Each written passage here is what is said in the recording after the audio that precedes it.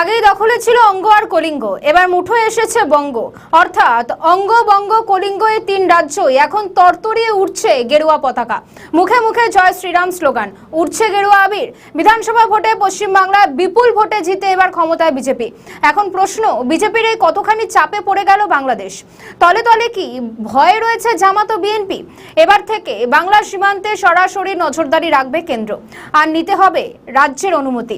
সাধারণত বিএসএফ বা border security ফোর্সের দায়িত্বে থাকে সীমান্তবর্তী এলাকা। আমাদের নতুন পেজ সাবস্ক্রাইব করুন আরও বাংলাদেশের খবর পেতে। অতীতে দেখা গিয়েছে বিএসএফ এর নানা রকম সংঘাত জড়িয়েছে বিদায়ী সরকার তৃণমূল কংগ্রেস। কেন বিএসএফ অনুপ্রবেশ আটকাতে পারে না এমন দাবি বহুবার করেছেন মমতা।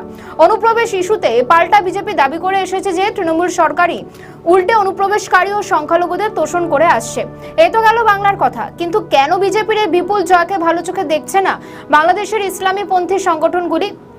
সূত্রের খবর, বেশ কিছু রাজনৈতিক বিশ্লেষকের কলম ও সংবাদ প্রতিবেদনে ইঙ্গিত যে পশ্চিমবঙ্গের ভোট ফল বাংলাদেশ ও ভারতের সম্পর্কে নতুন সমীকরণ তৈরি করতে পারে।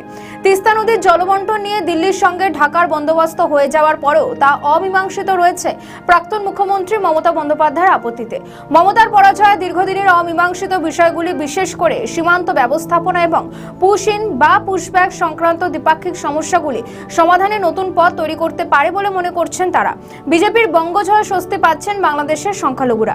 বাংলাদেশের সংখ্যালঘু হিন্দুদের দাবি, পশ্চিমবঙ্গে বিজেপি সরকার থাকলে বাংলাদেশে তাদের স্বস্তি বাড়বে। কারণ বাংলাদেশে হিন্দুদের ওপরে নির্যাতন ঘটলে গেরুয়া শিবির এখন আগের চেয়ে জোরালো প্রতিবাদ করতে পারবে।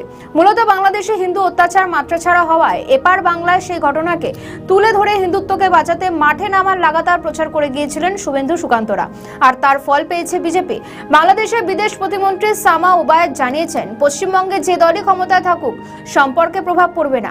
বাংলাদেশে বিএনপি সরকারের সঙ্গে দিল্লির সম্পর্ক বরাবরই ইতিবাচক। বিএনপি স্থায়ী কমিটির সদস্য সাংসদ গয়েশ্বর চন্দ্র রায় জানিয়েছেন, পশ্চিমবঙ্গে যারাই ক্ষমতায় আসুক দ্বিপাক্ষিক সম্পর্ক আগের মতোই অটুট থাকবে।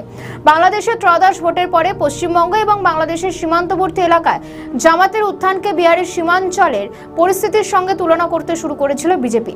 এমনিতে উত্তর 24 পরগনা লাগোয়া বাংলাদেশের সাতক্ষীরা, ঝিনাইদহের মতো এলাকা অনেক বছর ধরে জামাতের শক্ত ঘাঁটি। মানচিত্রে মধ্যবঙ্গের সমান্তরালে অবস্থিত রাজশাহীতেও জামাতের প্রভাব বাড়ছিল। বাংলাদেশ নির্বাচনের ফলাফলে দেখা গিয়েছে ওইসব অঞ্চলে জামাতের প্রভাব বেড়েছে। পশ্চিমবঙ্গের সীমান্ত বরাবর বাংলাদেশের উত্তর থেকে দক্ষিণ পর্যন্ত যত আসন, তার সিংহভাগই জয়ী হয়েছে জামাতের জোট। কেন্দ্রীয় মন্ত্রী সুকান্ত মজুমদার একবার বলেছিলেন, পশ্চিমবঙ্গে দুপাশেই কট্টর মৌলবাদী শক্তির উত্থান অত্যন্ত উদ্বেগজনক।